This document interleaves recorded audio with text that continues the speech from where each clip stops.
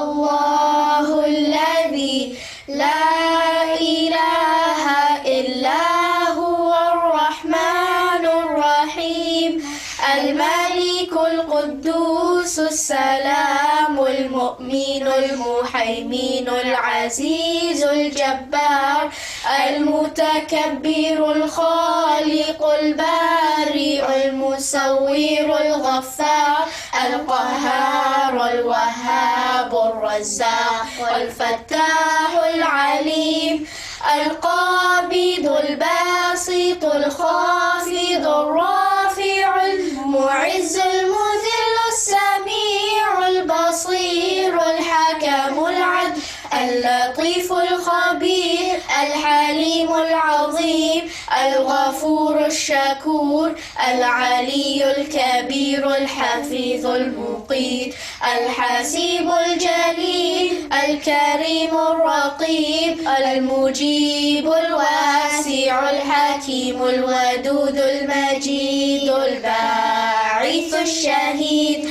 الحق الوكيل القوي المتين الولي الحميد المحسن المبدئ المعيد المحيي المميت الحي القيوم الواجد الماجد الواحد الأحد الصمد القادر المقتدر المقدم المؤخر الأول الآخر الظاهر الباطن الوالي المتعلي البر التواب المنتقم العفو الرؤوف مالك الملك ذو الجلال والإكرام المقسط الجامع الغني المغني المانع الضار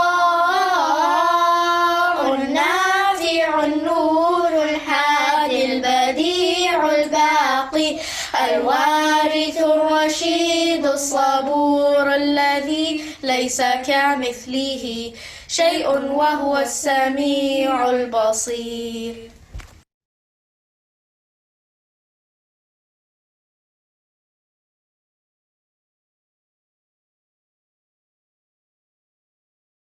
أعوذ بالله من الشيطان الرجيم. بسم الله الرحمن الرحيم. الحمد لله رب العالمين الرحمن الرحيم مالك يوم الدين إياك نعبد وإياك نستعين اهدنا الصراط المستقيم صراط الذين أنعمت عليهم غير المغضوب عليهم ولا الضالين.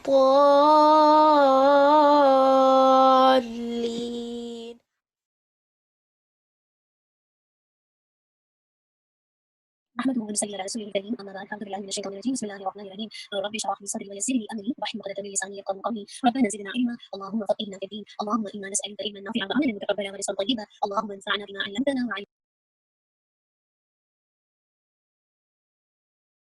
نحمده ونصلي على رسوله الكريم أما بعد فأعوذ بالله من الشيطان الرجيم بسم الله الرحمن الرحيم رب اشرح لي صدري ويسر لي أمري واحلل عقدة من لساني يفقهوا قولي ربنا زدنا علما اللهم فقهنا في الدين اللهم إنا نسألك علما نافعا وعملا متقبلا ورزقا طيبا اللهم انفعنا بما علمتنا وعلمنا ما ينفعنا وزدنا علما اللهم وفقنا لما تحب وترضى آمین. السلام علیکم ورحمۃ اللہ وبرکاتہ. مجھے امید ہے آپ سب خیر و عافیت سے ہوں گے. اللہ سبحانہ و تعالیٰ آپ سب کو اپنی عافیت میں رکھے اور بہترین انداز سے اپنی عبادت کی توفیق عطا کر دے آمین. انشاءاللہ اپنی نیتوں کا جائزہ لیں گے اور ہم نیتوں میں یعنی ہم اپنے اخلاص کے لیے ان ریاکاری جو انسان اپنے اعمال کے اندر لے کر آتا ہے، اس کے علاج کے سلسلے میں کچھ پوائنٹس، کچھ جسے کہا جائے سولوشن دیکھ رہے تھے۔ اس میں سے ہم نے 8 چیزوں پر پہلے بات کر لی تھی نا۔ آج انشاءاللہ نوی چیز پر بات کریں گے۔ اس پر بات کرنے سے پہلے ہم ایک دفعہ دوبارہ سے ان ریاکاری جو ہماری زندگیوں میں آ کے ہمارے اعمال کو تباہ و برباد کر دیتی ہے، ان میں سے سب سے پہلا علاج جو ہم نے پڑھا تھا کہ ہم سب سے پہلے کیا کریں کہ جتنی بھی ریاکاری ہے اس کو ہم اپنی زندگی سے جڑ سے اکھاڑ کے پھینک دیں۔ دوسری چیز جو میں نے اور آپ نے دیکھی تھی جو کہ اس کے علاج میں معاون ثابت ہوگی کہ اللہ سبحانہ و تعالیٰ کی معرفت، اس کے اسماء الحسنیٰ کو جاننا۔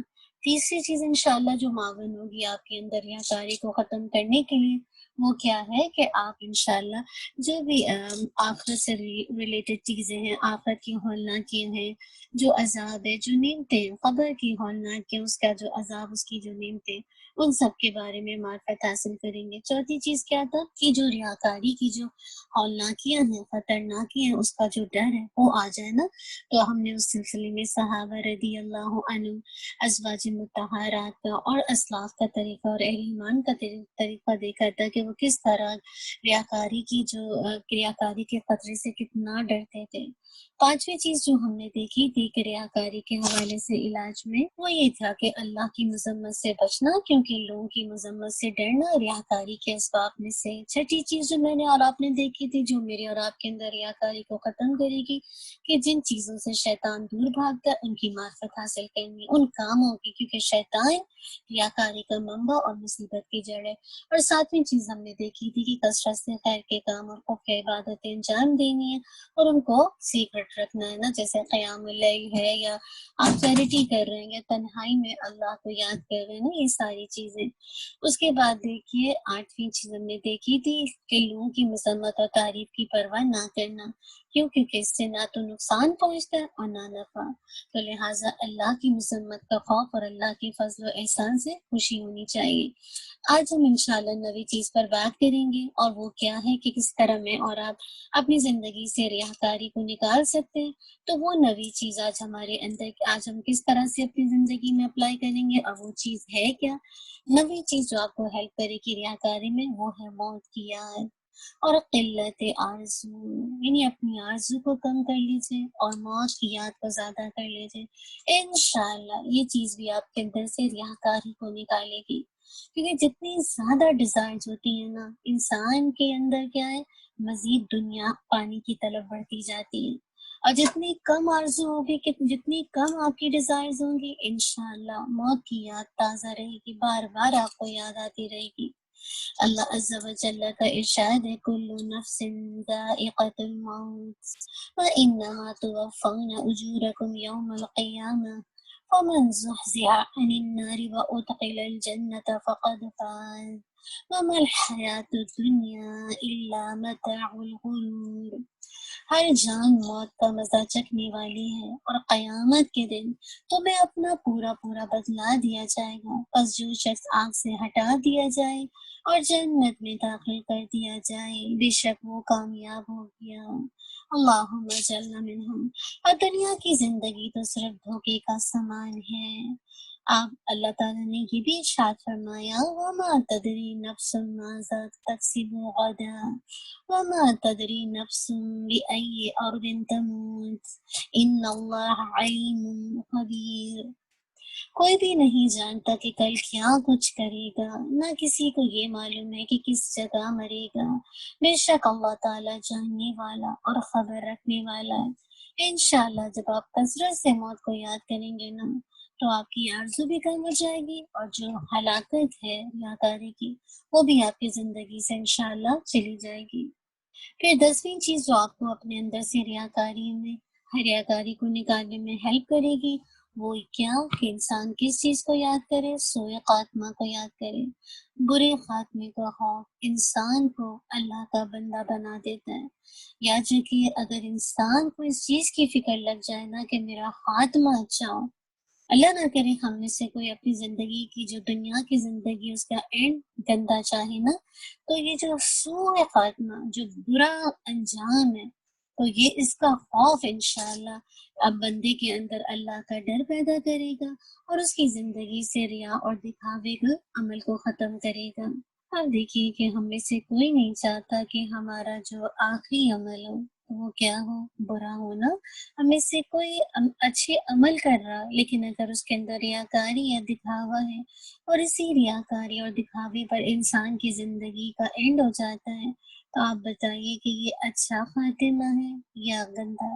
آف کورس اچھا نہیں ہے نا، برا ہی خاتمہ ہے نا۔ تو لہٰذا وہ اس چیز کا خوف لگ جائے کہ میں جو نیکی کا کام کر رہی ہوں لیکن اگر اس میں ریا یا دکھاوا یا جسے کہا جائے لوگوں کی واہ واہ آ گئی تو میرا تو سارا اینڈ خراب ہو جائے گا نا، اور جو کہ اصل زندگی ہے۔ تو انشاءاللہ یہ سب چیزیں بھی آپ کے اعمال کے اندر بہتری لائیں گی۔ پھر 11ویں چیز جو آپ کو ہیلپ کرے گی وہ ہے مخلص و تقوی شعار افراد کی صحبت اور ان کی ہم نشینی اختیار کرنا۔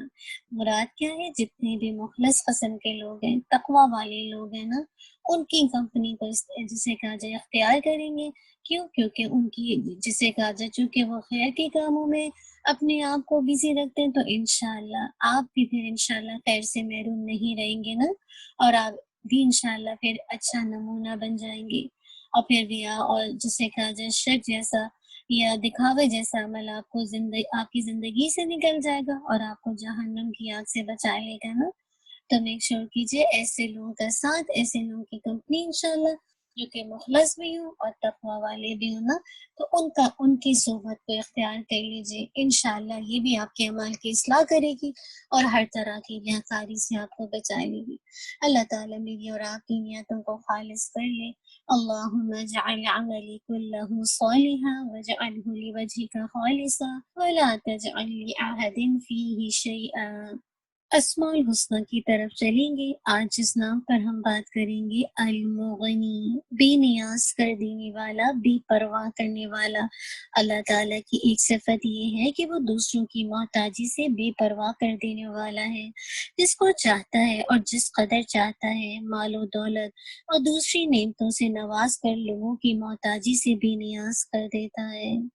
اللہ تو ہمیں بھی لوگوں سے بھی نیاز کر کے اپنا بس ہم تیرے جسے کہا جائے محتاج بن جائیں۔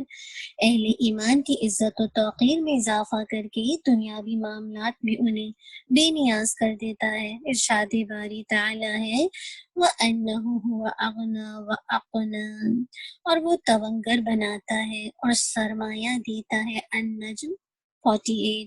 اللہ تعالیٰ اہل ایمان سے وعدہ فرماتا ہے إِن يَكُونُوا فُقَرَاءَ يُغْنِهِمُ اللَّهُ مِن فَضْلِهِ۔ اہل ایمان اگر اب بے سر و سامان ہیں تو اللہ تعالیٰ ان کو اپنے فضل و کرم سے غنی کر دے گا۔ النور 32۔ المغنی کسی کو اتنی توانگری عطا فرماتا ہے کہ وہ کسی دوسرے کا محتاج نہیں رہتا اور اس کی تمام دنیاوی حاجتیں پوری ہو جاتی ہیں۔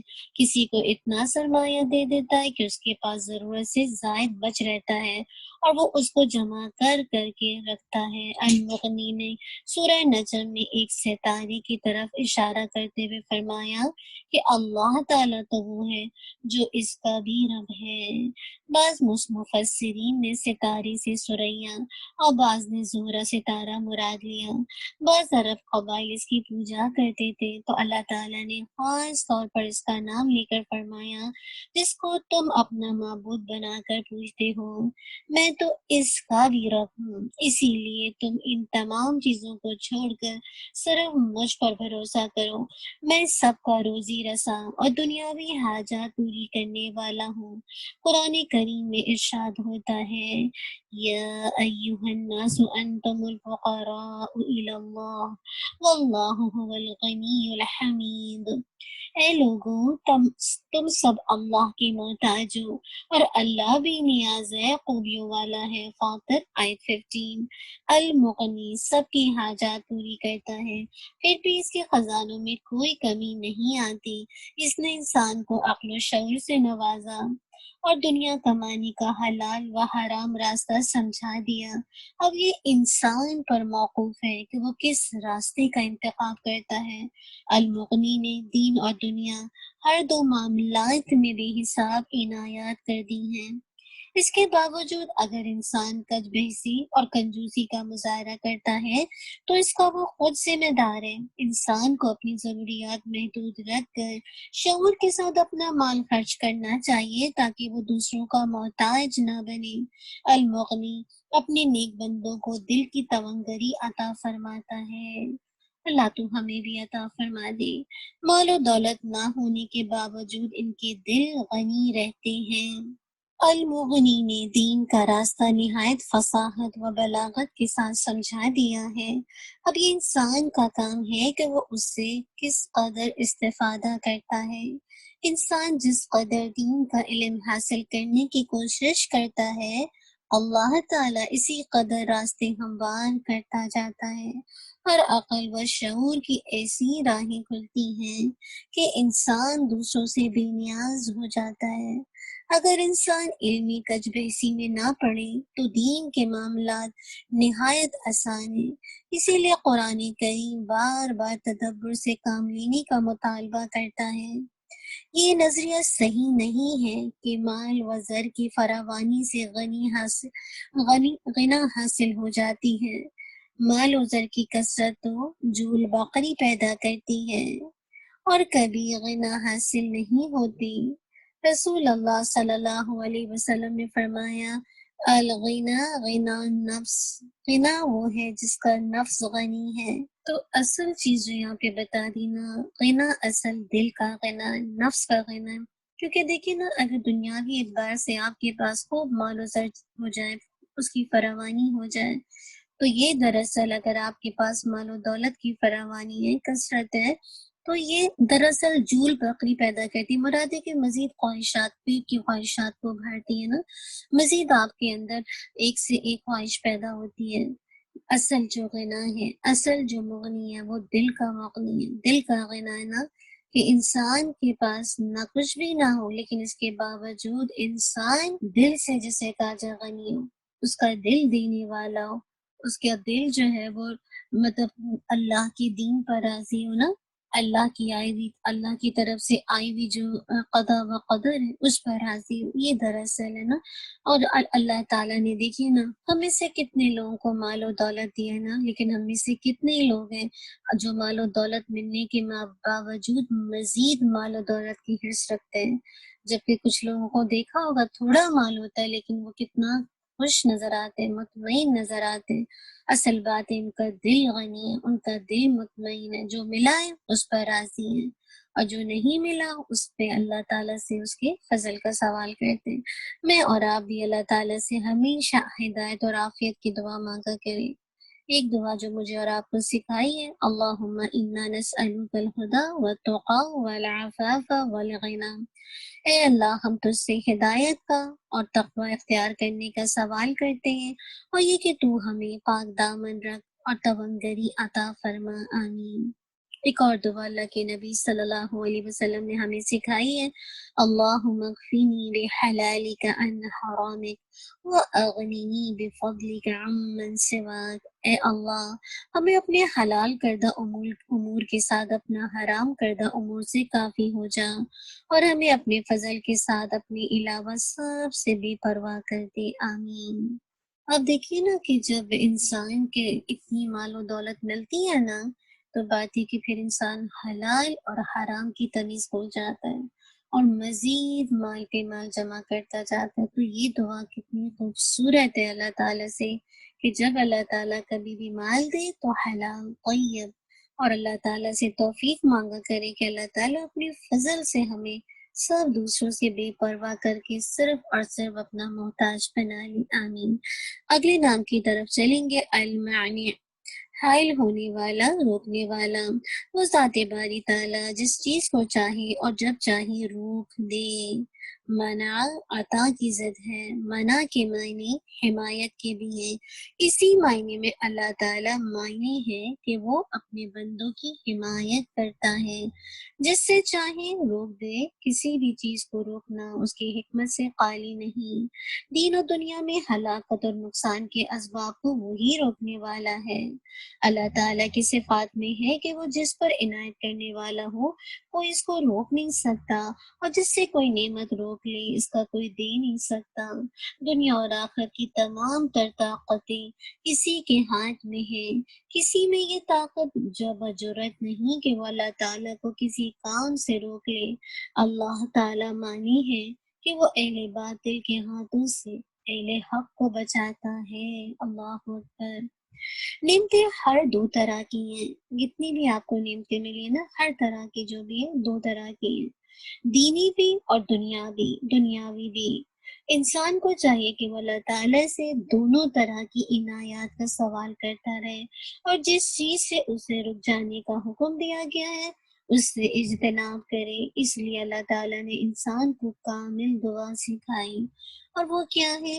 ربنا آتنا فی الدنیا حسنہ وفی الآخرۃ حسنہ وقنا عذاب النار۔ اے ہمارے پروردگار، ہمیں دنیا کی بھلائیوں سے بھی نواز اور آخرت کی بھلائیوں سے بھی نواز، اور ہمیں آگ کی عذاب سے بچا لے۔ 201 سورۃ البقرہ۔ اگرچہ یہ صفاتی اسم قرآن کریم میں نہیں ہے، تاہم رسول اللہ صلی اللہ علیہ وسلم اسی مبارک سے دعا فرمایا کرتے تھے۔ مراد کیا ہے کہ اسی مبارک نام سے دعا فرمایا کرتے تھے، اور وہ دعا کیا ہے؟ اللہم لا مانع لما اعطیت ولا معطی لما منعت ولا ينفع ذا الجد منک الجد۔ اے اللہ، تو جسے عطا کرے اسے کوئی روکنے والا نہیں، اور جس سے تو روک لے اسے کوئی عطا کرنے والا نہیں، اور کسی عزت والے کو اس کی عزت تیرے مقابلے میں نفع نہیں دے سکتی۔ تو میں اور آپ بھی کیا کریں؟ المانے سے مانگیں۔ کتنا خوبصورت نام ہے نا، اور کتنا ماشاءاللہ حمایت کے معنی میں بھی اور روکنے والے کے معنی میں۔ اللہ جس کو روک دے تو بات یہ ہے کہ پھر اس کا کوئی بھی اس کو دے نہیں سکتا۔ یہ یقین آ جائے نا تو ہماری زندگیوں میں جو جھگڑے ہیں نا، فساد ہے، جو اختلافات ہیں، وہ ختم ہو جائے۔ جو اللہ کا فیصلہ ہے، اللہ نے کسی کو ٹیلنٹ زیادہ دیا ہے، کسی کو علم زیادہ دیا ہے، کسی کو مال، کسی کو اولاد اچھی دی ہے، تو میرے اور آپ کے جیلس ہونے سے کوئی فرق نہیں پڑتا۔ اصل بات ہے کہ اللہ نے جس کو دے دیا اس کو کوئی روک نہیں سکتا، اور جس کو اللہ روک دے اس کو کوئی دے نہیں سکتا۔ انسان کے اندر تمام عقائد کو درست کر دیتی ہے دعا، اور ساتھ ہی اللہ تعالیٰ کی جو صفت ہے المعین، اس پہ یقین آتا ہے نا۔ جب کبھی اس طرح کی فیلنگ آئے کہ کسی کی نعمت کو دیکھ کر دل میں خیال آ رہا ہے، تو فوراً اللہ سے اس کے فضل کو مانگ لیجیے، بجائے کہ آپ اس کی نعمتوں پر آگے جلیں اور حسد اور کڑن کا شکار ہو، اور اپنے اعمال کو بھی برباد کریں اور آخرت کو بھی برباد کریں نا۔ تو اللہ تعالیٰ سے اس کے فضل کا سوال کریں گے۔ اللہم انی اسألک من فضلک ورحمتک فإنہ لا یملکها الا انت۔ اگلے نام پہ چلیں گے، اور اگلا نام ہے الدار، نقصان پہنچانے والا۔ اللہ تعالیٰ کی ایک صفت الدار اور دوسری النافع ہے۔ ان دونوں کو ملا کر پڑھنے سے اس کی حکمت کا اندازہ ہوتا ہے کہ کس طرح وہ اپنی نیک بندوں کو آزمائش میں مبتلا کر کے ان کے درجات بلند کرتا ہے۔ دیکھیے، مومن بندے پر جب آزمائش آتی ہے نا تو اس کے ذریعے سے اللہ تعالیٰ اس کی درجات بلند کرتا ہے، اور بعض اوقات اس کے گناہوں کا کفارہ بھی ہوتی ہے نا۔ تو اصل بات ہے کہ جب کبھی آزمائش آئے الدہر کی طرف سے تو فوراً اللہ کی طرف رجوع کیجیے۔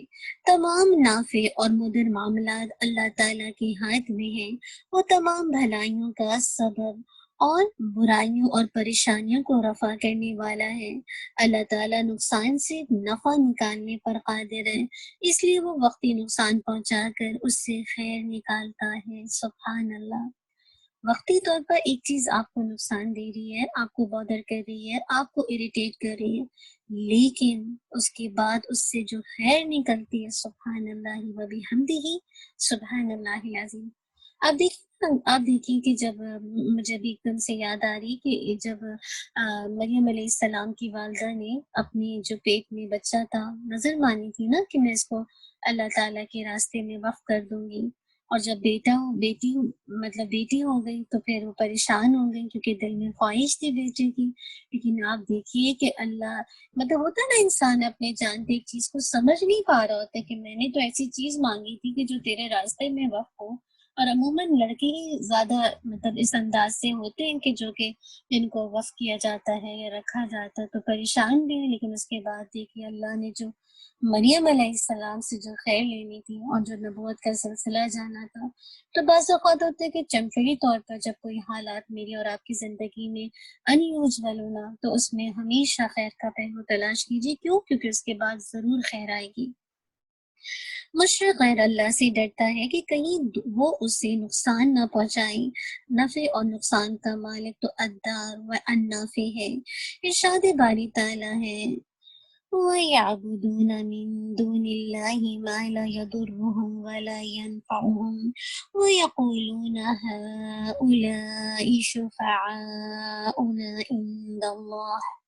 یہ لوگ اللہ تعالیٰ کے سوا ان کی عبادت کرتے ہیں جو ان کی نہ نقصان پہنچا سکتے ہیں اور نہ نفع، اور کہتے ہیں کہ یہ اللہ تعالیٰ کے ہاں ہمارے سفارشی ہیں. سورہ یونس آیت 18. مزید فرمایا أَأَتَّخِذُ مِن دُونِهِ آلِهَةً إِن يُرِدْنِ الرَّحْمَنُ بِضُرٍّ لَا تُغْنِ عَنِّي شَفَاعَتُهُمْ شَيْئًا وَلَا يُنقِذُونِ.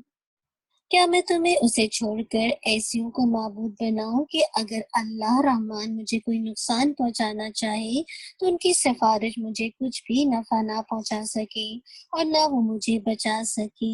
سورہ یاسین آیت 23. اللہ تعالیٰ انسان کو نفع و نقصان سے دوچار کرتا ہے تو یہ اس کی کامل قدرت اور حکمت کا مظہر ہوتا ہے. وہ کسی کو وقتی نقصان سے دوچار کر کے اسے بھلائی کی طرف موڑ دیتا ہے. انسان جب راحت و کوئی نہیں ہے جی ہے آرام کی پکڑ کو بھول جاتا ہے اختیار کرنے لگتا ہے. اللہ اکبر. وقتی نقصان آتا ہے نا، بعض اوقات اولاد نافرمان ہوتی ہے، بعض اوقات ایسا ہوتا ہے کہ اولاد ہینڈی کیپ پیدا ہو جاتی ہے، لیکن وہ ہینڈی کیپ کا پیدا ہونا آپ کو اللہ سے جوڑ دیتا ہے. اس کے بعد جو خیر آپ کو ملتی ہے اور پھر آپ اللہ کی رضا پہ راضی ہوتے ہیں نا، یہ بات ہے نا.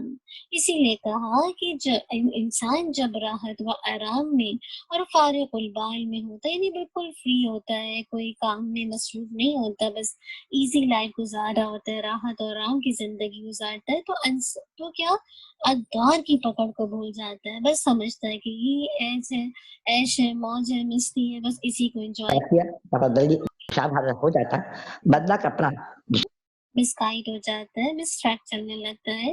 اللہ جو تعالیٰ اسے دیا اس کے اصلاح بننے چاہیے کسی سے تب یہ تو انسان پر منحصر ہے کہ وہ اس سے عنایت کا کس قدر سوال کرتا ہے اور ان سے کس قدر استفادہ کرتا ہے. ضرر کو دور کرنے والا فقط اللہ تعالیٰ ہی ہے. آج بھی جو بین الاقوامی سطح پر تکلیف آئی ہے نا، صرف اللہ کی طرف، اللہ کے سوا کوئی اس تکلیف سے ہم سب کو نکال نہیں سکتا نا. اللہ تعالیٰ تو ہم سب کو عافیت عطا کر دے اور اس تکلیف سے نکال دے. آمین. خیر اور شر اللہ تعالیٰ کی سنت جاریہ کے مطابق ظاہر ہوتے ہیں. شر کو کوئی انسان ہٹا نہیں سکتا، اس کا ہٹنا اللہ تعالیٰ ہی کی توفیق سے ہے جو اس کے نظام کی تابع ہے. خیر و شر کے اسباب اگر تو خیر کے لیے انہیں اختیار کرنا اور شر سے بچنے کے لیے انہیں ترک کرنا واجب ہے. اور اگر آپ کو خیر اور شر کا جسے کہا جائے مطلب اسباب اگر مجہول ہے، معلوم نہیں ہے، اب ایسے موقع پر کیا کریں گے؟ خیر آئی ہے، آ گئی ہے، یا شر اللہ کی طرف سے آ گیا، مطلب جو بھی خیر مل رہی ہے یا شر، مگر اس کی سبب معلوم نہیں ہے، وجہ مجہول ہے نا، تو دعا اور التجا اللہ تعالیٰ سے کرنی چاہیے تاکہ وہ انسان کو ان کے اختیار یا ترک کی ہدایت دے اور نتیجہ وہ برآمد ہو جو انسان کے حق میں مفید ہو. عمران بن حسین رضی اللہ عنہ سے روایت ہے کہ رسول اللہ صلی اللہ علیہ وسلم نے ایک آدمی کے ہاتھ میں پیتل کا چھلا پہنے ہوئے دیکھا تو دریافت فرمایا یہ کیا ہے؟ اس نے کہا یہ ایک مرض داہنہ کی وجہ سے پہنا ہوا ہے.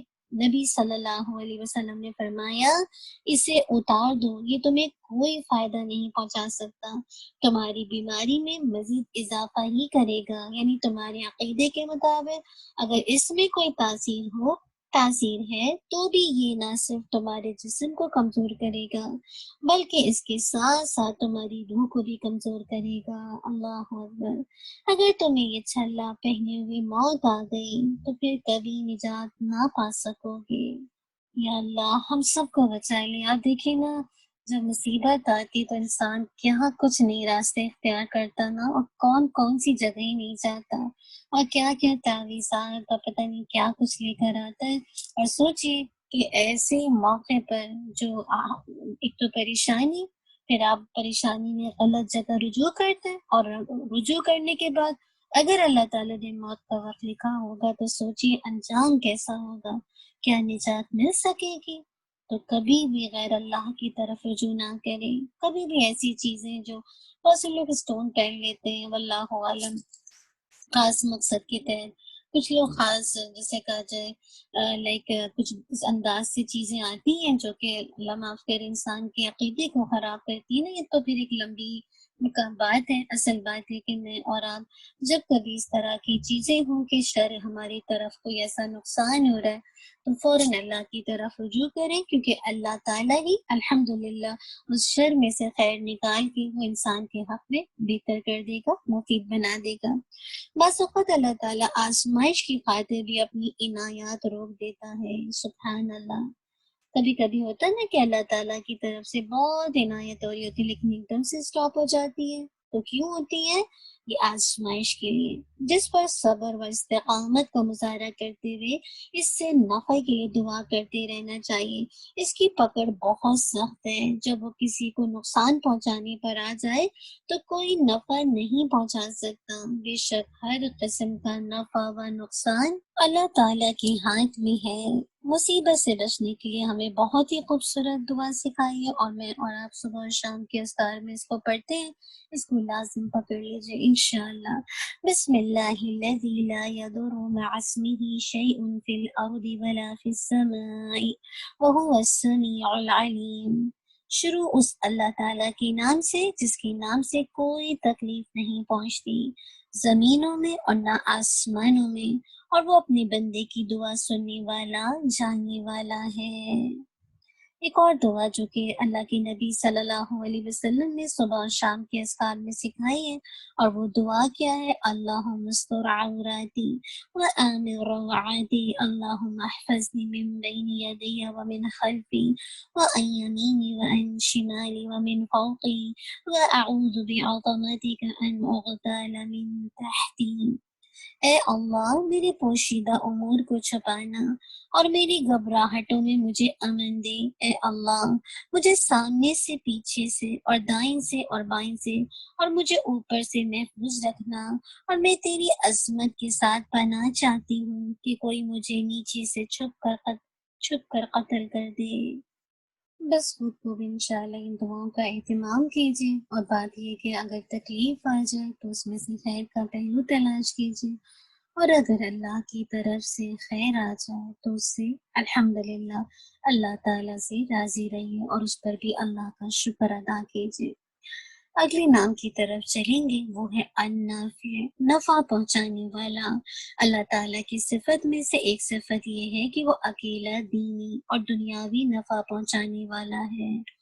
یاد رکھیے، دین میں بھی اگر نفع ہوگا یا دنیا میں نفع ملے، دونوں من جانب اللہ کی طرف سے، اسے کوئی نفع پہنچانے سے روک نہیں سکتا۔ النافع انسانوں کے لیے دین کے کاموں میں خیر کا پہلو نکالتا ہے اور دنیاوی معاملات میں ان کے لیے آسان بنا دیتا ہے۔ دو آدمی آپس میں سودا کرتے ہیں، ایک کو نفع ہوتا ہے جس سے وہ خوش ہوتا ہے، جبکہ دوسرے کو نقصان جس سے وہ رنجیدہ ہوتا ہے۔ یہ حالات پیدا کرنے والا کون ہے؟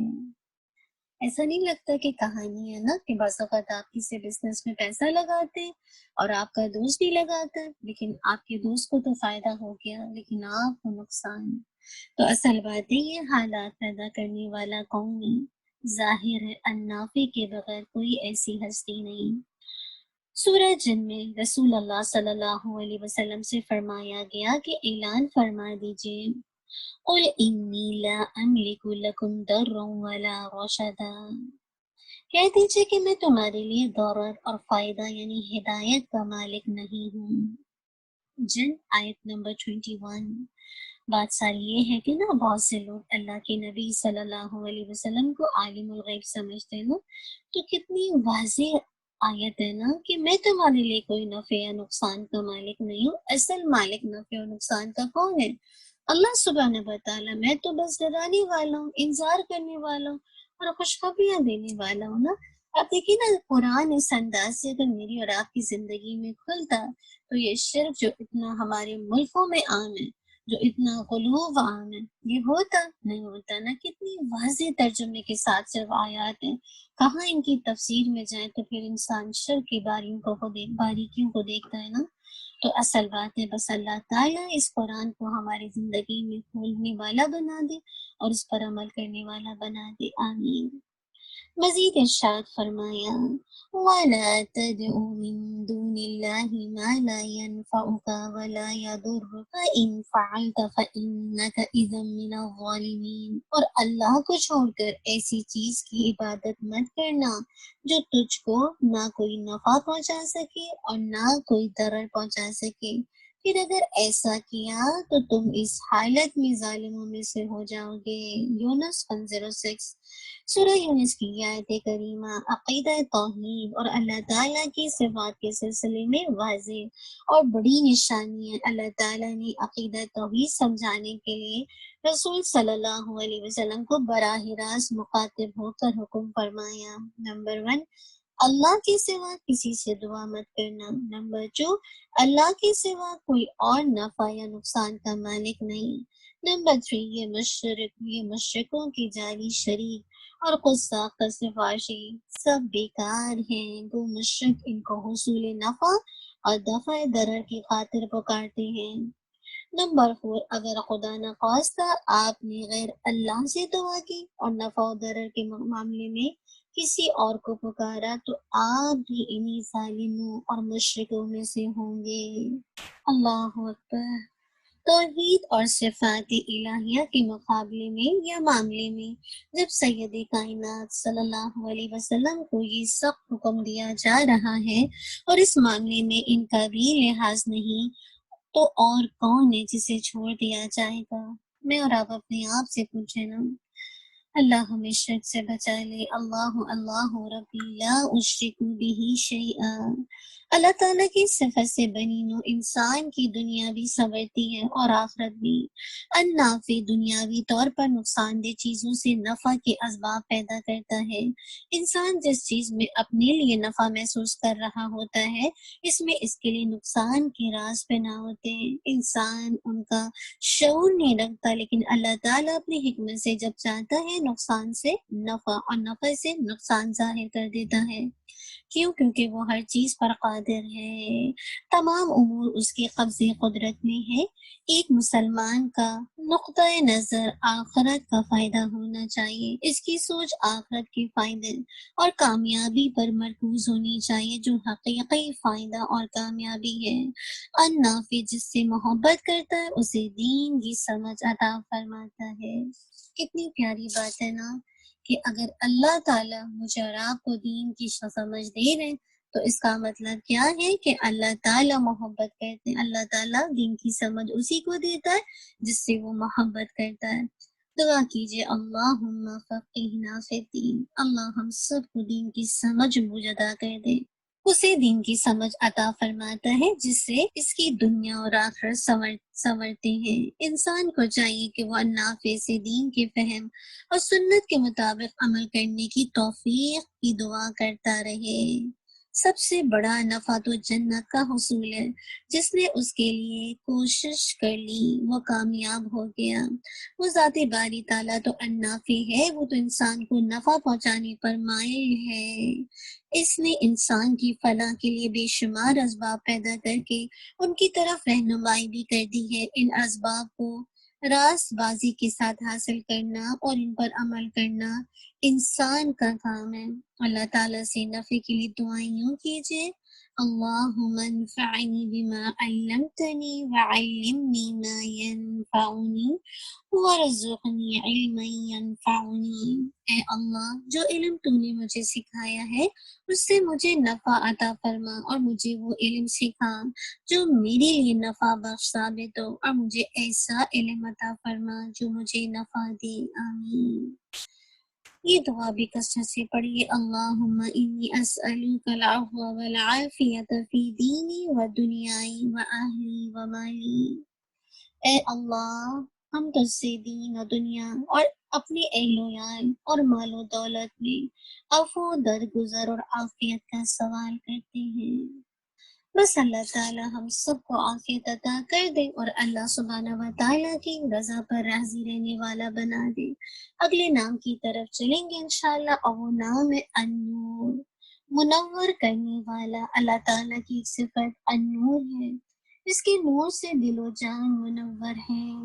امام غزالی نے فرمایا رحمہ اللہ، وہ ہر چیز کو ظاہر کرنے والا ہے۔ اللہ تعالیٰ کی توحید کی دلائل بالکل واضح، روشن اور عیاں ہیں۔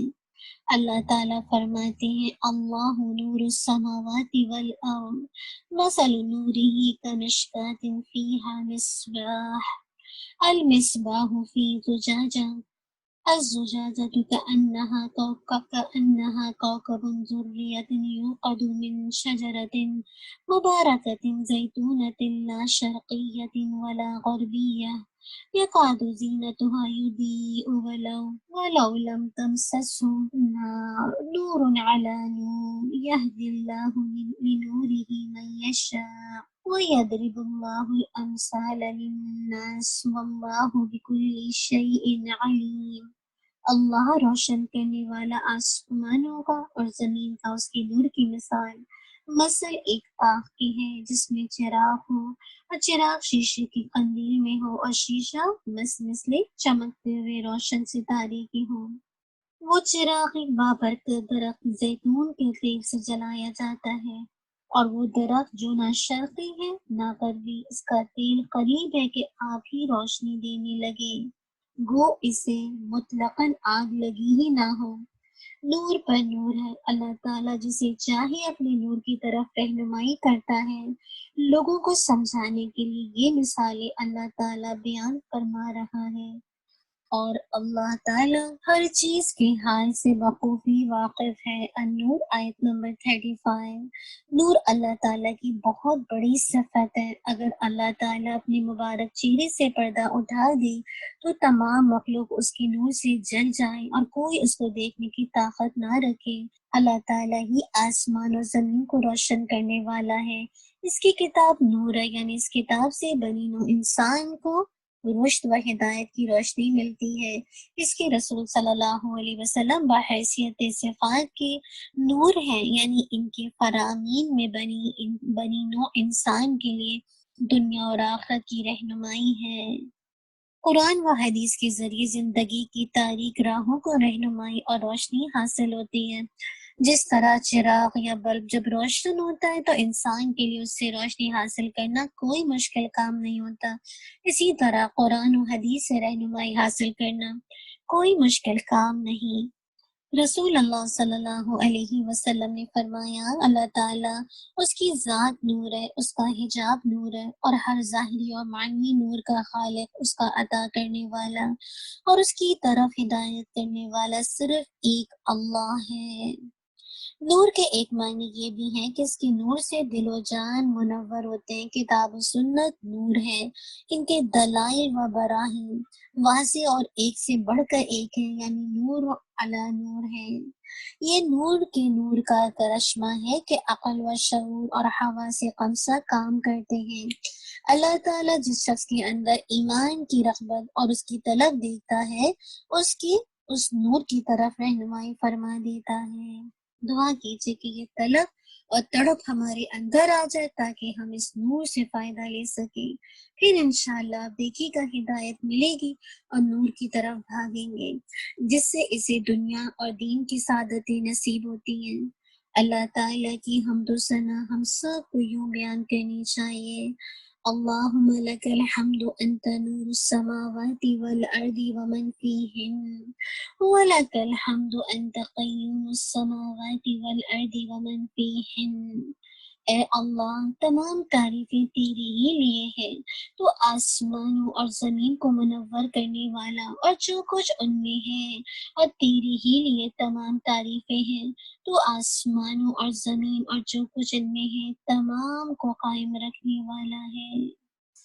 اللہ تعالیٰ سے دعا کریں گے کہ اللہ تعالیٰ ہمارے دلوں کو منور کر دے اس قرآن کے نور سے، احادیث کے نور سے، اور ہم عملی نمونہ بن جائیں۔ اور وہ جو دعا آپ الحمدللہ پڑھتے ہوں گے فجر کی سنتوں کے بعد بھی نا، بہت خوبصورت دعا ہے، اور اس کو جب مسجد کی طرف جائیں تو یہ دعا، اس دعا کو پڑھیں نا، انشاءاللہ اس کی بہت زیادہ فضیلت آتی ہے۔ اور وہ دعا کیا ہے؟ اللہم اجعل فی قلبی نورا وفی بصری نورا وفی سمعی نورا وعن یمینی نورا وعن یساری نورا وفوقی نورا وتحتی نورا وامامی نورا وخلفی نورا واجعل لی نورا وفی لسانی نورا وعصبی نورا ولحمی نورا ودمی نورا وشعری نورا وبشری نورا واجعل فی نفسی نورا وعظم لی نورا اللہم اعطنی نورا۔ کتنی خوبصورت دعا ہے نا، جب آپ اس کو مانگیں گے انشاءاللہ تو آپ سوچیں نا کہ آپ نے کہاں کہاں نور مانگا ہے، اور اس انداز سے آپ دیکھیں گے کہ جب نور آپ کی تمام چیزیں کا جائے اعضاء میں آ جائے گا تو پھر آپ حق کی سوا کچھ نہیں کہیں گے۔ اے اللہ ڈال دے میرے دل میں نور، میری آنکھوں میں نور، میرے کانوں میں نور، میرے دائیں نور، میرے بائیں نور، میرے اوپر نور، میرے نیچے نور، میرے آگے نور، میرے پیچھے نور، اور بنا دے میرے لیے نور، میری زبان میں نور، اور بنا دے میرے پٹھے نورانی، میرا گوشت نورانی، میرا خون نورانی، میرے بال نورانی، میری جلد نورانی، اور ڈال دے میرے نفس میں نور، اور بڑھا دے میرے لیے نور۔ اے اللہ ہمیں نور عطا فرما۔ کتنی خوبصورت دعا ہے نا، بس مجھے اور آپ کو اللہ تعالیٰ اس دعا کا اہتمام کرنے والا بنا دے، تاکہ اللہ نور السماوات ہے، اللہ تعالیٰ آسمان و زمین کا نور ہے، تو وہ اللہ تعالیٰ آپ کو نور کی طرف رہنمائی فرما دے، اور یہ دعا انشاءاللہ آپ کو ہیلپ کرے گی۔ تو آپ دیکھیے گا جب آپ اس انداز سے اللہ تعالیٰ سے دعا کریں گے تو آپ کے دل کے اندر ایک نور پیدا ہوگا، اور اس قرآن کی روشنی میں پھر میں اور آپ چلیں گے، اور میرا اور آپ کا شرح صدر ہوتا جائے گا۔ اللہ تعالیٰ آسان کر دے ہم سب کے لیے، آمین۔ انشاءاللہ موو آن ہو جائیں گے ان اعمال کی طرف جو جنت کے راستے کی رہنمائی کرتا ہے، جنت کے راستے کی طرف لے جاتا ہے۔ اور وہ کیا ہے؟ اللہ کے نبی کا ساتھ بھی ملے گا، اور عمل کیا ہے؟ بہت سمپل ہے نا، اور جنت بھی اللہ کی رحمت سے ملے گی۔ وہ کیا ہے؟ کثرت سے نفل پڑھنا۔ صبان رضی اللہ عنہ سے روایت ہے کہ انہوں نے نبی کریم صلی اللہ علیہ وسلم سے ایسے عمل کے متعلق سوال کیا جو ان کو جنت میں داخل کر دے، یا ایسا عمل جو دیگر اعمال سے اللہ کو زیادہ محبوب ہو۔ تو رسول اللہ صلی اللہ علیہ وسلم نے ارشاد فرمایا، اللہ کے لیے کثرت سے سجدے کر، تو اللہ کے لیے جو سجدہ بھی کرے گا اللہ تعالیٰ اس کی وجہ سے تیرے درجے بلند کرے گا اور تیرے گناہ معاف کر دے گا۔ اللہ اکبر۔ اور جب گناہ معاف ہو جائیں گے تو کہاں داخلہ مل جائے گا؟ اللہ کی رحمت میں۔ اسی طرح آتا ہے کہ ربیہ بن کعب رضی اللہ عنہ سے روایت ہے کہ انہوں نے نبی کریم صلی اللہ علیہ وسلم سے کہا، میں جنت میں آپ صلی اللہ علیہ وسلم کا ساتھ چاہتا ہوں۔ تو آپ صلی اللہ علیہ وسلم نے فرمایا، کیا اس کے علاوہ تو کچھ اور نہیں مانگ لیتا؟ میں نے کہا، بس یہی مانگتا ہوں۔ آپ صلی اللہ علیہ وسلم نے فرمایا، اس پر کثرت سجود کے ساتھ میری مدد کر۔ تو دراصل یہ جھکنا، یہ جو سجدہ کرنا، بار بار اللہ کی طرف رجوع کرنا، لوٹنا نماز میں، یہ دراصل انسان کے لیے جنت میں جانے کا راستہ ہے۔ یہ عاجزی دکھاتا ہے نا، یہ ڈاؤن ٹو ارتھ ہونا سکھاتا ہے انسان کو، اپنی ذات چھوٹی اور رب تعالیٰ کی ذات بڑی ہونا دکھاتی ہے نا۔ تو بس اللہ تعالیٰ مجھے اور آپ کو، آپ کو پتہ ہے رمضان کا مہینہ ہے، اللہ تعالیٰ مجھے اور آپ کو اس کا اہتمام کرنے والا بنا دے، آمین۔ اسی طرح اگلا عمل جو کہ مجھے اور آپ کو جنت میں لے کر جائے گا وہ کیا ہے؟ فجر اور عصر کی نمازیں پڑھنا۔ انشاءاللہ وقت پہ جب آپ فجر کی نماز اور عصر کی نماز پڑھیں گے اور تمام شروط کے ساتھ، تمام ارکان کے ساتھ، تو کل اللہ تعالیٰ کے چہرے کا دیدار ملے گا۔ جریر بن عبداللہ رضی اللہ عنہ سے روایت ہے کہ ہم نبی صلی اللہ علیہ وسلم کے پاس تھے۔ آپ صلی اللہ علیہ وسلم نے 14ویں رات کے چاند کی طرف دیکھتے ہوئے فرمایا، بلا شبہ تم اپنے رب تعالیٰ کو اسی طرح دیکھو گے۔ پہلے تو دعا کر لیتے ہیں، اللہ تعالیٰ ہمیں اپنا دیدار کروا دینا۔ اللہم انا نسألک لذة نظر الى وجهك والشوق الى لقائك في غیر ضراء مضرة ولا فتنة مضلة اللہم زینا بزینة الایمان وجعلنا ہداة مہتدین۔ اے اللہ، ہم تیرے چہرے کی طرف دیکھنے کی لذت کے آرزو مند ہیں، تیری ملاقات کا شوق رکھتے ہیں بغیر کسی نقصان پہنچانے والی تکلیف کے اور بغیر گمراہ کرنے والے فتنے کے۔ اے اللہ، تو ہم کو ایمان کی زینت سے مزین کر دے اور ہم کو ہدایت یافتہ لوگوں کا رہنما بنا دے۔ تو کیا ہوا؟ تو اللہ کے نبی صلی اللہ علیہ وسلم نے کہا، اپنے فرمایا 14ویں رات کے چاند کی طرف تم دیکھتے ہوئے فرمایا، بلا شبہ تم اپنے رب کو اسی طرح دیکھو گے جس طرح تم اس چاند کو دیکھ رہے ہو۔ تم اس کے دیدار میں کوئی دقت محسوس نہیں کرو گے۔ اگر تم اللہ تعالیٰ کے دیدار کو حاصل کرنا چاہتے ہو تو تمہاری طلوع آفتاب سے پہلے کون سی نماز ہے؟ آپ کو پتہ ہے نا، فجر، اور غروب آفتاب سے پہلے یعنی عصر، یعنی فجر اور عصر کی نماز چھوٹنے نہ پائے۔ بس اللہ تعالیٰ لازم پکڑ لیں کہ ہم کبھی نمازوں کو نہ چھوڑیں اور شعور کے ساتھ انشاءاللہ اس کو ادا کریں، کیونکہ منافق کے لیے نماز فجر کی نماز میں آنا انتہائی مشکل ہوتا تھا نا، کیونکہ نفس کو کچلنے والی نماز ہے نا۔ دیکھیں فجر میں انسان اپنے نفس کو کچل کر بیٹھتا ہے، کوئی آسان کام ہے۔ عصر کے وقت کام کاج سے فارغ ہو کر اس وقت آ کر اللہ کی طرف رجوع کرنا آسان کام تو نہیں ہے نا، لیکن اللہ تعالیٰ جس کو توفیق دے دے انشاءاللہ اس کے لیے آسان ہو جاتا ہے۔ اصل بات ہے کہ اللہ تعالیٰ میری اور آپ کے لیے آسان کر دے۔ اگلے عمل کو انشاءاللہ چیک کریں گے، وہ کیا ہے؟ ایک دعا اللہ کے نبی صلی اللہ علیہ وسلم نے سکھائی ہے کہ انسان اگر یہ دعا پڑھ لے تو یہ بھی اس کے لیے الحمدللہ گناہوں کی بخشش کا ذریعہ بھی ہو جاتی ہے اور اللہ کی رحمت میں داخلے کا ذریعہ بنتی ہے نا۔ اب وہ کیا ہے؟ سلام پھیرنے سے پہلے انسان کون سی دعا پڑھے؟ بریدہ بن حصیب رضی اللہ عنہ سے روایت ہے کہ نبی کریم صلی اللہ علیہ وسلم نے ایک آدمی کو تشہد کے بعد یہ الفاظ پڑھتے ہوئے سنا، اللہم انی اسألک یا اللہ الاحد الصمد الذی لم یلد ولم یولد ولم یکن له کفوا احد ان تغفر لی ذنوبی انک انت الغفور الرحیم۔ اے اللہ، میں تجھ سے سوال کرتا ہوں اس بات کے ساتھ کہ تو واحد، اکیلا اور بے نیاز ہے، جس نے نہ جانا اور نہ وہ جنا گیا، نہ اس کا کوئی شریک ہے، کہ تو میرے گناہ معاف کر دے۔ بلا شبہ تو ہی بخشنے والا اور نہایت مہربان ہے۔ رسول اللہ صلی اللہ علیہ وسلم نے فرمایا، اے اسے معاف کر دیا گیا، یقیناً اسے معاف کر دیا گیا، بلا شبہ اسے معاف کر دیا گیا۔ تو اصل بات ہے کہ اللہ تعالیٰ اپنی رحمت سے معاف کرنے والے ہیں نا۔ بس دعا کیجئے کہ میں اور آپ اس دعا کا اہتمام کرنے والے بن جائیں۔ اور آج کا آخری عمل جو مجھے اور آپ کو جنت میں لے کے جائے گا، میں اور آپ اگر دو کاموں کی حفاظت کریں گے انشاءاللہ یہ عمل مجھے اور آپ کو جنت میں داخل کریں گے۔ عبداللہ بن عمر رضی اللہ عنہما بیان کرتے ہیں کہ نبی کریم صلی اللہ علیہ وسلم نے فرمایا، جو بھی مسلمان شخص دو کاموں کی حفاظت کرے گا وہ جنت میں داخل ہوگا۔ وہ ہیں تو آسان مگر اس پر عمل کرنے والے تھوڑے ہیں۔ دعا کیجیے میں اور آپ اس پر عمل کرنے والے بن جائیں۔ ہر نماز کے بعد 10 مرتبہ سبحان اللہ اور 10 مرتبہ الحمدللہ اور 10 مرتبہ اللہ اکبر پڑھیں۔ یہ کلمات زبان سے تو 150 مرتبہ ادا ہوتے ہیں، مگر ترازو میں ان کو 1500 بنا دیا جائے گا اور اسی طرح جب بستر پر لیٹے تو 34 مرتبہ 34 مرتبہ اللہ اکبر اور 33 مرتبہ الحمدللہ اور 33 یعنی 33 مرتبہ سبحان اللہ پڑھے. اس زبان سے تو 100 کلمات ادا ہوئے مگر میزان میں 1000 بنا دیے جائیں گے. اللہ اکبر. آپ سوچیے کتنا اجر ہے نا. اور یہ چیز انشاءاللہ انسان کو جنت میں لے کر جائے گی.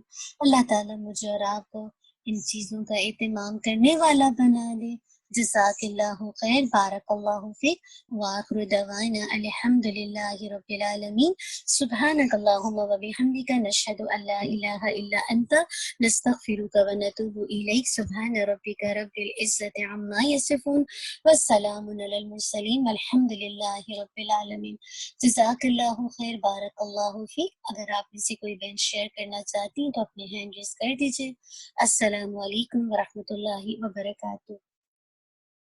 السلام علیکم ورحمۃ اللہ وبرکاتہ. وعلیکم السلام ورحمۃ اللہ وبرکاتہ. جی الحمدللہ.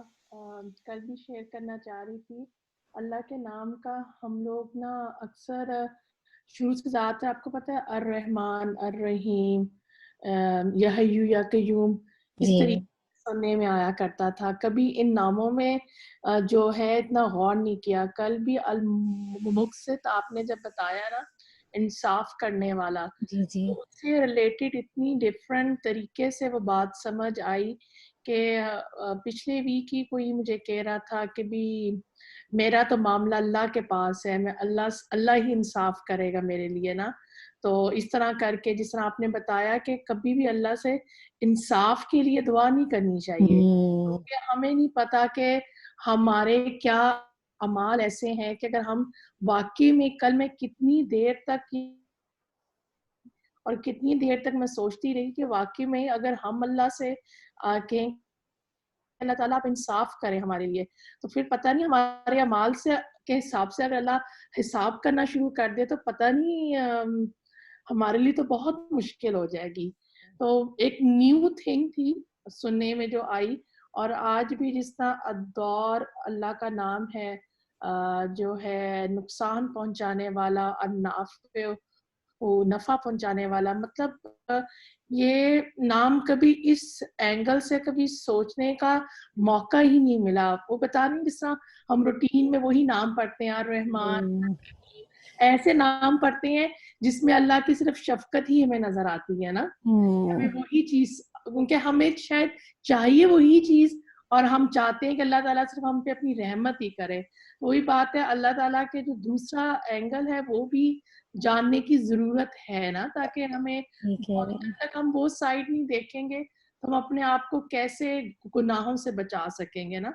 تو یہ بھی بہت امپورٹنٹ ہے. اور حدیثوں کے ذریعے جو ریمائنڈرز الحمدللہ مل رہے ہیں تو میں جب حالانکہ 2-3 دفعہ یہ حدیثیں پڑھتی ہوں کہ جب میں یہ سلائڈس کا کام کرنا شروع کرتی ہوں تو میں اس وقت نا یہ حدیثیں اتنی دفعہ پڑھتی ہوں, لیکن جب الحمدللہ آپ کے ساتھ کلاس میں بیٹھ کے پڑھتی ہوں تو تب ایک ڈفرینٹ اینگل سے سمجھ آتی ہیں. اور ویسے جب میں پڑھتی رہتی ہوں تو مجھے اس طریقے سے سمجھ نہیں آتی نا. تو لیکن الحمدللہ بہت اچھے ریمائنڈرز ہیں. کتنے کام ہیں جو ہم لوگ کرتے ہیں لیکن کبھی اس شعور کے ساتھ کبھی وہ کام شاید کیے نہیں, اور یقین کریں کوشش بھی کرتے ہیں کہ نہیں اب کریں گے, ایسے ہی کریں گے. اور جس طرح یہ لاسٹ حدیث جس میں آپ نے کہا کہ ہر نماز کے بعد سبحان اللہ الحمدللہ اللہ اکبر 10 مرتبہ, یہ چیز میرے لیے نیو تھی نا, مجھے اس کا اتنا علم نہیں تھا. ویسے تو وہ تھا نا 33 اور 34 والا تو الحمدللہ. بس اللہ تعالیٰ ہمیں توفیق دے کہ ہم ان ناموں کو اللہ کے باقی ناموں کو بھی سمجھ سکے نا, کہ صرف وہی نام مت اپنی زندگی میں لیں جو ہم چاہتے ہیں نا, کیونکہ ہم سم ٹائم بھی چیزیں لینا چاہتے ہیں جو ہم چاہتے ہیں. تو بس اللہ تعالیٰ ہمیں توفیق دے اور عمل کی بھی توفیق عطا فرمائے.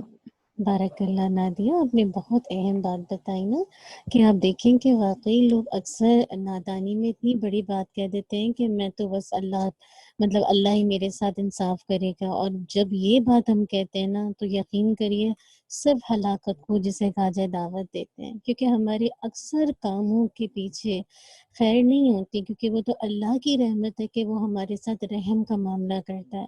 یعنی آپ بظاہر آپ کے سنیریو میں وہ کام صحیح لگ رہا ہوتا ہے، کیونکہ ہماری جو ایک نظر ہے نا بہت لمیٹڈ ہے، لیکن اللہ کی جو حکمت ہے، جو وسٹم ہے، اس کا میں اور آپ امیجنیشن میں لا ہی نہیں سکتے. اس لیے میرے اور آپ کے ساتھ جو بھی دنیا میں ہو رہا ہے یہ صرف اور صرف اللہ کی رحمت ہے، اور اس میں میں اور آپ بس راضی رہیں اور اللہ نہ کرے اتنے بڑے بڑے جملے کہیں جو بہت کامن ہے. اور دوسری بات یہ کہ آپ صحیح کہہ رہی ہیں کہ اللہ کے ناموں کو واقعی اس انداز سے مجھے لگتا ہے یہ جو فجر کے وقت جو سننے کا ہوتا ہے نا کہ اس وقت ہم پڑھتے ہیں، اس وقت کی فیلنگز الگ ہوتی ہیں. مجھے ہمیشہ اللہ کے نبی صلی اللہ علیہ وسلم کی جو بات یاد آتی کہ برکت، اور برکت میں اتنا واسٹ میننگ ہے نا. ہو سکتا ہے کہ مطلب اللہ عالم برکت ہم ایک سمجھتے ہیں نا وقت میں برکت، وقت میں کیا آپ کی عمر میں برکت، آپ کی سمجھ میں برکت، ہر چیز میں برکت آ جاتی ہے. مجھے ایسا لگتا ہے نا بس اللہ تعالیٰ میں ٹائم نوٹ کر رہی ہوتی ہوں نا کہ اچھا اب مطلب نام آپ پڑھ رہی ہوتی ہیں تو الحمدللہ اس 1 گھنٹے میں کتنا کچھ کور ہو جاتا ہے. اور سم ٹائم 5-10 منٹ 10-15 منٹ رہ رہے ہوتے ہیں، اس میں بھی یہ نہیں کہ آپ جلدی میں کرا رہی ہیں، سب کچھ کور ہو رہا ہوتا ہے. میں دیکھ رہی تھی اس 1 گھنٹے میں کتنی برکت ہو جاتی ہے. الحمدللہ 4-5 نام تو ہوتے ہی اللہ تعالیٰ کے، اللہ سبحانہ تعالیٰ کو اتنی ڈیٹیل ان میں ہوتی ہیں، دعائیں ہوتی ہیں، لیکن واقعی میں اس ٹائم پہ بہت برکت ہے. الحمدللہ الحمدللہ. بارک اللہ. نادیہ سسٹر مدیحہ پلیز آپ لے لیجیے.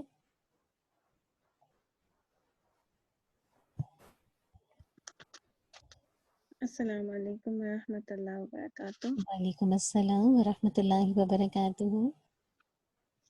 یہ جو ہم نے شروع میں بات کی نا کہ آخری عمل اچھا ہو جائے، اور یہ جو بات کی کہ لوگوں کی واہ واہ آ گئی تو اعمال خراب ہو گیا، اس لیے مجھے اتنا جھنجھوڑا ہے. مطلب میں یہ سوچتی ہوں کہ کتنا اپنی صفائی کرنے کی ضرورت ہے نا مستقل. اور مطلب سوچوں کی صفائی، سوچ کی صفائی، جو تکبر ہے، جو پرائڈ ہے، جو ہمارے دل میں آ جاتا ہے وہ اچھے کام کرتے ہوئے، عمل کرتے ہوئے. بس اللہ ہی ہم کو پاک کرے تو پاک کرے نا. آمین آمین. ہیں سارے جو سسٹر نادیہ کی بات سے جو مجھے سمجھ آ رہا ہے نا وہ یہ کہ اگر جیسے کبھی بہت دل بھاری ہے تو بجائے اس کے کہ ہم یہ کہیں اللہ انصاف کرے، ہم پڑھیں حسبنا اللہ و نعم الوکیل. یا پھر یہ کہ وہ دعا بہت خوبصورت ہے، اللہم انی اسألک من فضلک والی جو ہے نا لا تملکها الا انت. تو آج کے جتنے بھی نام تھے وہ مجھے لگ رہا تھا سب انٹر ریلیٹڈ ہیں. المغنی اور المانع، اور پھر ہم نے الدور کیا، نافع کیا. تو سب کے اندر جو معنی مجھے سمجھ میں آ رہا تھا وہ یہ تھا کہ اللہ ہی دوسروں سے بے نیاز کرنے والا ہے، اللہ ہی روکنے والا ہے، اللہ ہی حمایت کرنے والا ہے. اور الدور تو اتنی اچھے سے سمجھ آیا کہ وہ جو تکلیف ہے جو پہنچے اگر تو اس میں ہمارے لیے خیر ہے نا، مومن کے لیے اس میں خیر ہے. اور النافع بھی وہی ہے. تو اتنا اچھا مطلب کمبینیشن لگا آج سارے ناموں کا. اور جو چیز میں نے اس میں سے پک کی وہ یہ کہ آپ کو خیال آ رہے ہوتے ہیں نا بہت سارے، جیسے بے پرواہی، بے نیازی، یہ سب چیزیں ہم پڑھ رہے ہیں.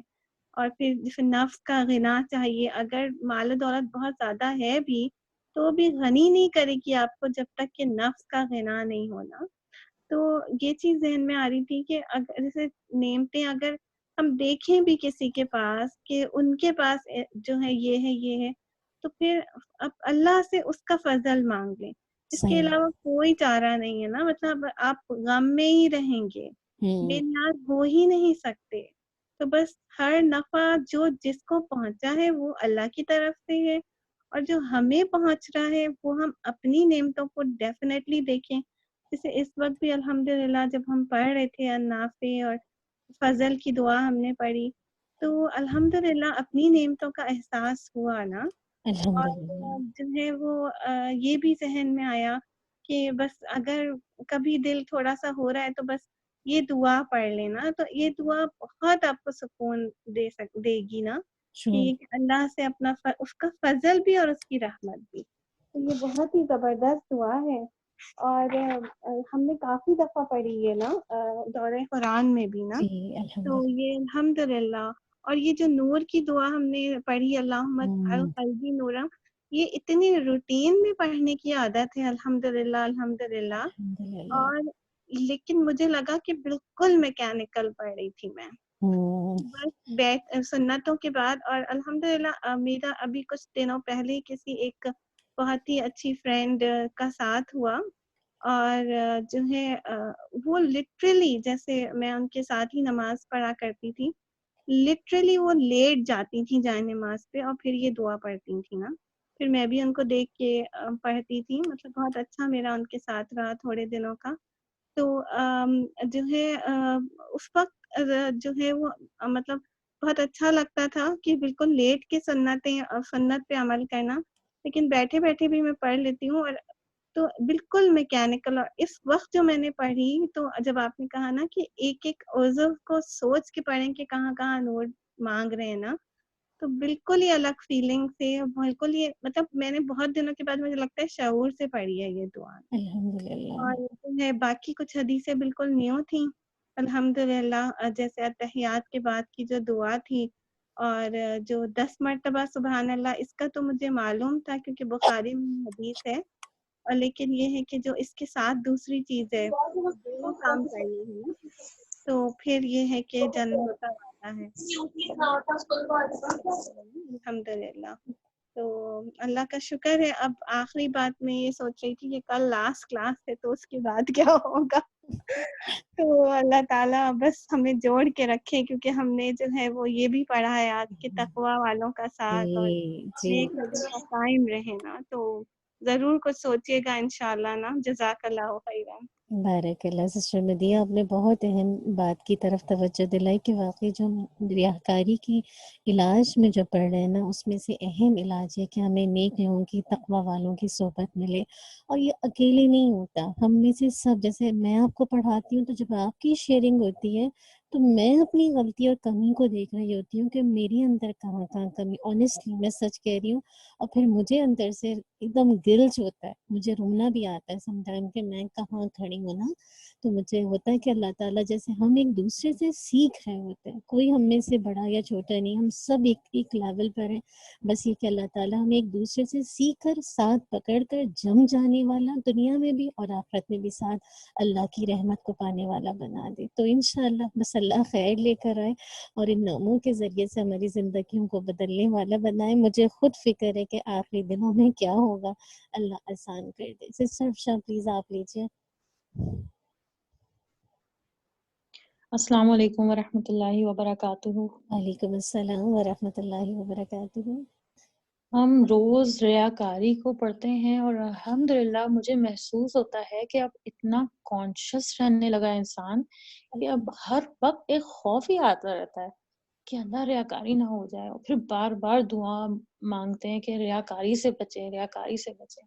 کبھی کبھی مجھے لگتا ہے کہ آپ کو ریاکاری پہ دوسرے پہ مجبور کر دیتے ہیں کہ آپ کی کوئی بھی چھوٹی سی چیز ہوتی ہے اس کو بڑھا چڑھا دیتے ہیں، پھر آپ کی تعریفیں کرتے ہیں. وہ تعریف سے بڑا خوف آتا ہے. اور میرے خیال سے شاید کوئی حدیث بھی ہے کہ تعریف نہیں کرنی چاہیے جی، ہے نا. تعریف کے بارے میں یہ آتا ہے کہ اگر آپ نے کسی کی تعریف کرنی ہے، یعنی ایک دفعہ اللہ کے نبی صلی اللہ علیہ وسلم نے دیکھا کہ کسی نے اس کی تعریف کی تو اللہ کے نبی نے فرمایا تو نے اس کی گردن کاٹ دی، مراد ہے کہ اس کو ہلاک کر دیا. اگر تجھے کسی کے بارے میں کہنا ہی ہے، یعنی کسی میں کوئی اچھائی ہے، تو اس طرح سے کہ مجھے گمان ہے کہ ان کے بارے میں کہ ماشاءاللہ یہ ایسے ایمان کے لیول پر ہیں، یعنی گمان سے بات کریں نا، کیونکہ اندر کا حال تو اللہ سبحانہ و تعالیٰ کے علاوہ کوئی نہیں جانتا نا.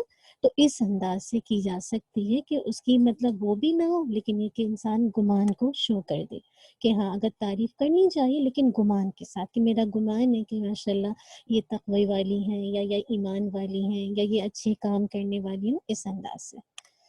تو جب کوئی تعریف کرتا ہے نا تو ایک دم سے خوف پڑ جاتا ہے کہ ایسا نہ ہو کہ اس میرے کام کا اجر مجھے یہی نہ مل گیا ہو. اچھا، یہ بھی دیکھیے افشاں، اس میں بھی حدیث آتی ہے کہ آپ کو حدیث جبریل یاد ہے کہ اس میں یہ تھا نا، آپ کو یاد ہے میں نے شروع میں کئی دفعہ بتائی ہے کہ جب اللہ تعالیٰ کسی سے محبت کرتا ہے تو جبریل علیہ السلام کو بلاتے ہیں نا، اور پھر ان سے کہتے ہیں میں اس بندے سے محبت کرتا ہوں، تم بھی اس سے محبت کرو. پھر وہ آسمانی دنیا پر جاتے ہیں اور فرشتوں سے کہتے ہیں کہ میں جسے کہتے جبریل علیہ السلام کہ اللہ تعالیٰ اس بندے سے محبت کرتا ہے تو تم بھی اس سے محبت کرو. پھر ساری فرشتے اس بندے سے محبت کرتے، پھر اس کی محبت دنیا میں اتار دی جاتی، پھر لوگ اس سے محبت کرتے ہیں اور بعض اوقات محبت کے اظہار میں وہ بولنے لگتے ہیں. تو یہ تعریف اللہ کی طرف سے انعام بھی ہوتی ہے مومن بندے کے لیے، ایک طرح سے ایک چھوٹی سی ایک ہوتا ہے اپریسیشن جسے کہا جائے. لیکن اللہ نہ کرے ایسی اتنی زیادہ ہم اس میں ایگزیجوریشن نہ کریں، مبالغہ نہ کریں. یعنی کوئی اگر اچھا ہے تو ایک نپے تلے انداز میں تعریف کر دینا، نہ کہ ہم اس میں اتنا ایگزیجوریٹ کریں کہ وہ بیچارہ ہلاکت میں چلا جائے. بات آپ کی سمجھ میں انشاءاللہ. جی جزاک اللہ، بہت بہتر فیل کر رہی ہوں الحمدللہ. کہ اللہ میاں بس اللہ بس قبول کر لے. اور آج جو آپ نے جنت میں داخل ہونے کے کام کہے ہیں، وہ 4 کام بتائے ہیں اور اتنے آسان کام ہیں جو ہم بہت آسانی سے کر سکتے ہیں اگر ہم شعور کے ساتھ ان پہ دھیان دیں. آج ہی بلکہ مجھے تھوڑی سی سستی آئی تھی، میں کہی تھی عشاء کے بغیر ہی بس جا کے لیٹ جاؤں گی. ایکچولی ایک آدھ دفعہ پہلے بھی ہوا لیکن پھر پڑھ ہی لی الحمدللہ. اس طرح سے سستیاں لگتی ہے، پھر ایک دم سے جب کوئی ایسی آپ بات سن لیں نا کہ جس سے آپ کو مطلب وہ پھر موٹیویشن آ جاتی ہے کہ نہیں جتنا کثرت سجدہ ہوگا تو ہمارے لیے بہتر ہے. دوسرا وہی اللہ کے ناموں میں ادار نے کافی جو ہے وہ چیزوں کا خیال ڈالا کہ جو ہمیں تکلیفیں یا مشکلیں ہیں اولادوں کی طرف سے یا کسی اور طرف سے، وہ سب ہمارے لیے ایک امتحان کی طرح ہے، آزمائش ہے، اور جس سے ہمارے درجے بلند ہوں گے. تو ہمیں ان پہ صبر کے ساتھ ان پہ مطلب ان کو قبول کرنا ہے. جزاک اللہ خیرا کثیرا. السلام علیکم ورحمۃ اللہ وبرکاتہ. وعلیکم السلام ورحمۃ اللہ وبرکاتہ. مسرت پلیز آپ کیسی ہیں؟ الحمدللہ. الحمدللہ رب العالمین. بہت مس کریں گے آپ کو. اچھا، ابھی جو بات ہو رہی تھی کہ تعریف کی کہ بہت ڈر لگتا ہے، تو حدیث میں ایک بہت خوبصورت دعا ہے جب اپنی تعریف سنیں، اور دیکھیے کتنی پیارے اس کے الفاظ بھی ہیں نا کہ اللہم لا تؤاخذنی بما یقولون واغفر لی ما لا یعلمون واجعلنی خیرا مما یظنون، کہ اے اللہ نہ گرفت فرمانا میری اس وجہ سے جو یہ لوگ کہہ رہے ہیں، اور معاف فرما دے مجھے جو یہ نہیں جانتے، اور بنا دے مجھے بہتر اس سے جو یہ میرے بارے میں گمان رکھتے ہیں. تو جی جی الحمدللہ یہ بہت پیاری دعا ہے. تو اس کو بس اگر نہیں آتے عربی میں تو بس یہی کہ یا اللہ یہ میری پکڑ نہ کرنا کہ جو یہ میری تعریف کر رہے ہیں سچ میں کہ کہیں ریا نہ ہو رہی ہو. اور تو سچ میں باقی بہت ڈر لگتا ہے، اور اسپیشلی آپ سے یہ جو جتنا سنا ہے نا، اور باقی جب ہم سنتے ہیں تو بہت اس سے فرق پڑتا ہے. تو بس اللہ رب العزت ہم سب کو تو بس مس کریں گے بہت زیادہ آپ کو. میں سوچ رہی تھی ایک چھوٹی سی کہ اگر ایسی کلاس نہ بھی ہو سکے تو اگر آپ کوئی چھوٹا سا ہمیں میسج کر دیا کریں ڈیلی ریمائنڈر کہ ہم کچھ عمل کی بات کچھ جاری رکھیں اس چیز کو، تو پلیز غور کیجیے گا. جزاک اللہ مسرت. میں بارک اللہ تعالیٰ سسٹر مدیحہ، سسٹر مسرت، باقی ساری بہنوں کو، اسپیشلی ہمارے ایڈمنس وغیرہ ساری جو ہماری منڈے کلاس کے لوگ ہیں. لیکن میں ان دونوں کا نام اس لیے کہہ رہی ہوں کہ انہوں نے بہت زیادہ ہمیں پش کیا تھا دورہ قرآن کے بعد کہ آپ پلیز کچھ نہ کچھ کنٹینیو کریں. تو یہ ان کی ایک طرح سے صدقہ جاریہ. اور پھر ہمارے ایڈمن سے مشورے کے بعد انہوں نے بھی کہا، تو اللہ تعالیٰ ہم سب کو مل کے کام کرنے والا بنائے. جزاک اللہ سسٹر مسرت. یہ دعا بہت خوبصورت ہے، آپ لوگ اپنے پاس لکھ بھی لیجیے، انشاءاللہ واٹس ایپ پہ بھیج بھی دیجیے تاکہ آپس میں جب کبھی بہت زیادہ دل وہ لگے تو اس دعا کو بھی انشاءاللہ اپنی دعاؤں کا حصہ بنا یہی لیں. میں بھی کہنا چاہ رہی تھی کہ انشاءاللہ میں سسٹر آج بھیج دوں مسرت پلیز یہ شیئر کر دیے گا پلیز. جی میں جزاک اللہ. جی ابھی شیئر کر دوں گی. ٹھیک ہے نا. جزاک اللہ خیر کثیرہ. بارک اللہ فیک. اللہ تعالیٰ ہم سب سے قبول کرے کر ہماری لاسٹ انشاءاللہ اور اسماء الحسنہ فنش ہو جائیں گے. پھر اللہ تعالیٰ ضرور ہمیں کوئی موقع دے کہ ہم انشاءاللہ جب تک اللہ نے ہمیں لاک ڈاؤن کی سچویشن دی ہے ہم اس کا بہترین فائدہ مطلب حاصل کر سکیں اور اللہ کے حضور ہماری یہ کوشش نجات کا ذریعہ بن جائے، اور سب سے اہم کہ اللہ کے دیدار اور اس کی رحمت کا ذریعہ بن جائے۔ یہ ساری کوشش اللہ کے دیدار کے لیے اللہ سبحانہ و تعالیٰ اور آج ہم نے اللہ کے دیدار کے لیے جو حدیث دیکھی ہے کہ فجر اور عصر کی نماز کی حفاظت کرنے والا بنا دے، آمین۔ جزاک اللہ خیرا کثیرا، بارک اللہ فیک، سبحانک اللہم و بحمدک، نشہد ان لا الہ الا انت، نستغفرک و نتوب الیک، سبحان ربک رب العزت عما یصفون، والسلام علی المرسلین، والحمد للہ رب العالمین۔ السلام علیکم ورحمۃ اللہ وبرکاتہ۔ وعلیکم السلام ورحمۃ اللہ۔